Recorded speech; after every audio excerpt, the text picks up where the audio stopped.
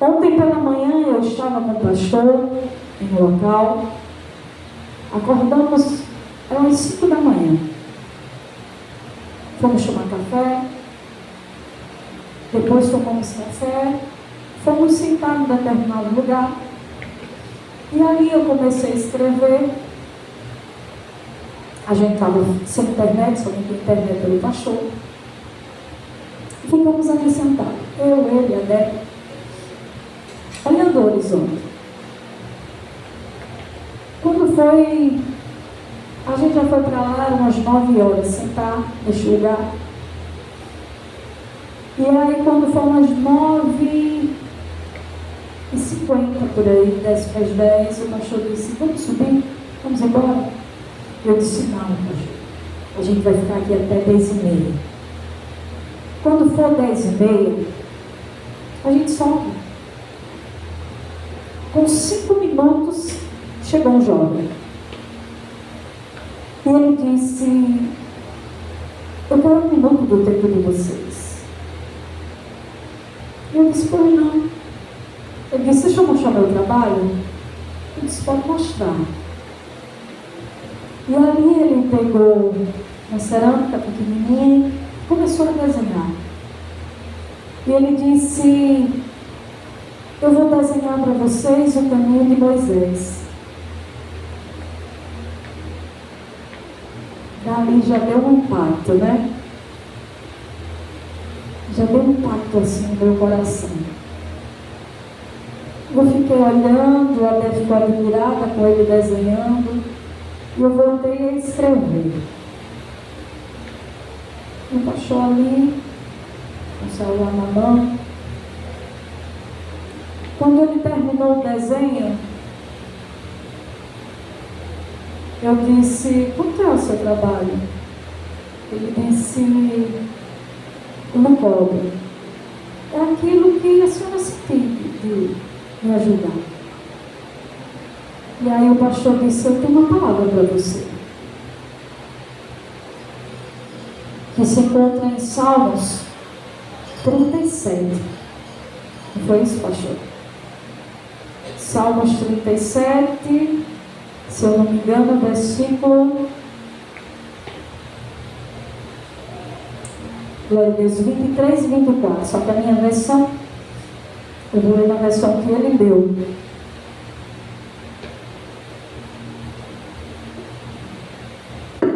Glória a Deus.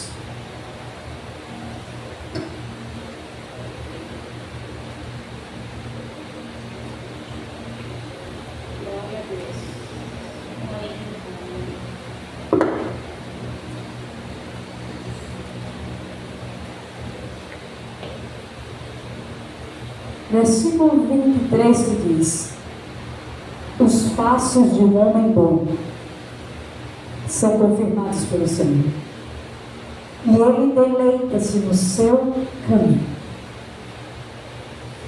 O pastor disse isso para aquele rapaz, moreno alto,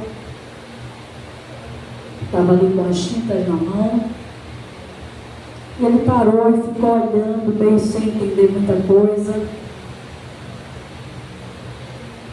E aí o pastor pediu para eu continuar a ler. Ainda que caia, não ficará prostrado, pois o Senhor o sustém com a sua mão.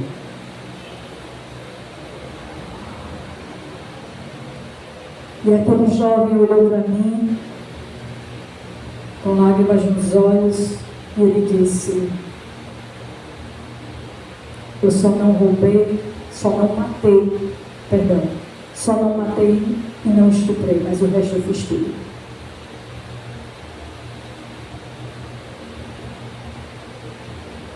E aí, o pastor sentiu forte a presença do Senhor, e foi aí quando ele me pediu para me ler o versículo 24. Se eles caírem, não ficarão caídos, porque o Senhor os ajudará e o levantará. E ele disse: a minha mãe é evangélica. E eu disse: qual ministério, varão? Ele disse: eu não sei direito.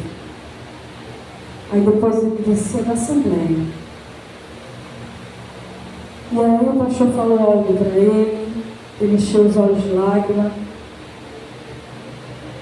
E eu disse: onde está sua mãe? Eu quero dar um abraço nela. E ali, a alguns minutos, começamos a conversar com ele. E ele prendendo ali o choro. E ele disse: só Deus sabe como eu cheguei aqui hoje. Como foi difícil chegar hoje para trabalhar. E ele perguntou de onde a gente era, a gente falou. E eu disse: eu quero conhecer sua mãe, eu quero dar um abraço nela. E fui até lá onde ela estava, mandaram chamar ela. Ela fazia quentinha. E lá, quando eu abracei ela, eu vi aquele caminho se abrindo. E eu disse a ela, ele disse: minha mãe é missionária. E quando eu abracei, eu disse: eu vim me dar um abraço, varão. E quando eu abracei, eu vi aquele caminho se abrindo, ela passando por algumas situações. E eu comecei a falar para ela tudo aquilo que o Senhor estava mandando eu falar. As pessoas tudo em volta, olhando para a gente. Ela começou a entrar no mistério, eu no mistério junto com ela. E todo mundo olhando para a gente. Pessoas sem entender nada, vários turistas ali olhando para a gente sem entender nada. E a gente ali no mistério tremendo. E eu peguei ela pela mão e fui caminhando até onde estava o pastor. Eu disse: está vendo eu aqui segurando a sua mão? O Senhor está caminhando junto contigo. E ela entrou no mistério e foi falando no mistério até onde estava o pastor. E aí, o pastor falou algo para ela. E ela só chorava, só chorava. E eu comecei a conversar com ele. E eu disse: não importa quem você é. Não importa o que você fez. Não importa como você chegou até aqui hoje.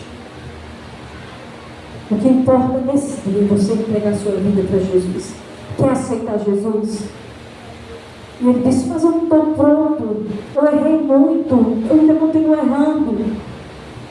E eu comecei a conversar com ele, falei com ele, e ele com os olhos cheios de lágrimas, a mãe dele olhando para ele, baixou a cabeça, fechou os olhos, e eu ali conversando com ele, segurei na mão dele, e eu disse: nesse momento não vai ser eu segurando sua mão.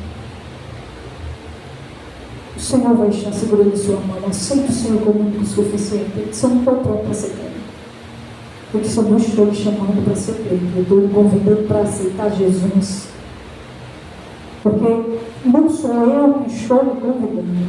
E nem é você que está escolhendo o Senhor. O Senhor me escolheu através das orações da sua mãe. E ele segurou na minha mão ali, com os olhos cheios de lágrimas, e aceitou Jesus.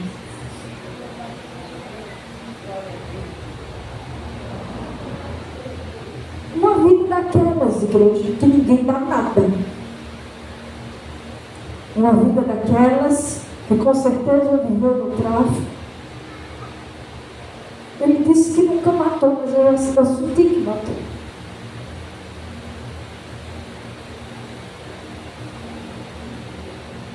E a mãe dele mal conseguia olhar nos olhos dele. E eu disse: abrace sua mãe. E ela abraçou ele, e ele disse: minha mãe, eu te amo, me perdoe. E ela disse: meu filho, eu também lhe amo, me perdoe. Mas você sabe o que está acontecendo aqui hoje?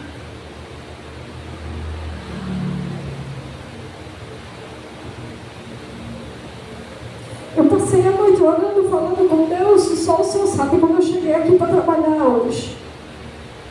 Ela disse. E o Senhor ouviu tantas minhas orações que mandou 2 anjos. Mandou 2 servos de longe, então longe. mandou um pastor e uma pastora. Porque Deus não viu o meu sofrimento.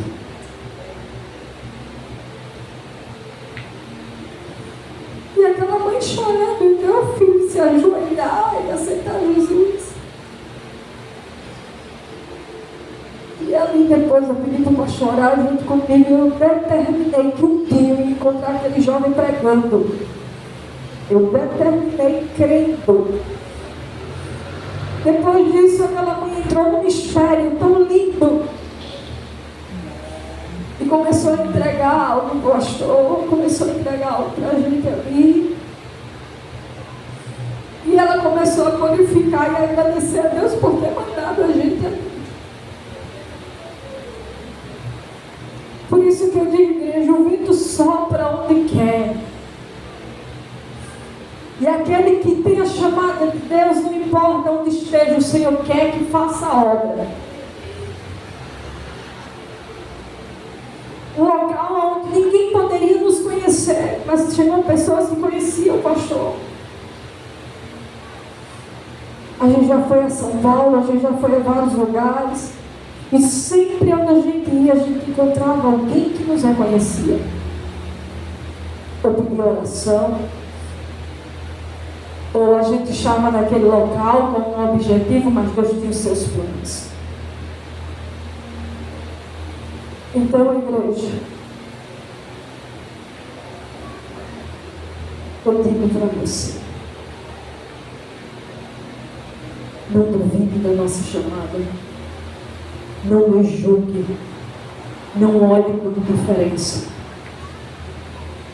Porque teve pessoas aqui que na hora que mais necessitou, a gente chegou a mão.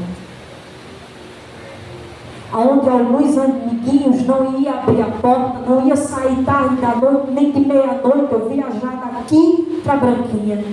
E depois virar as costas para mim.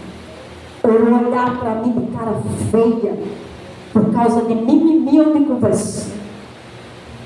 Quem conduz a nossa vida é o Senhor.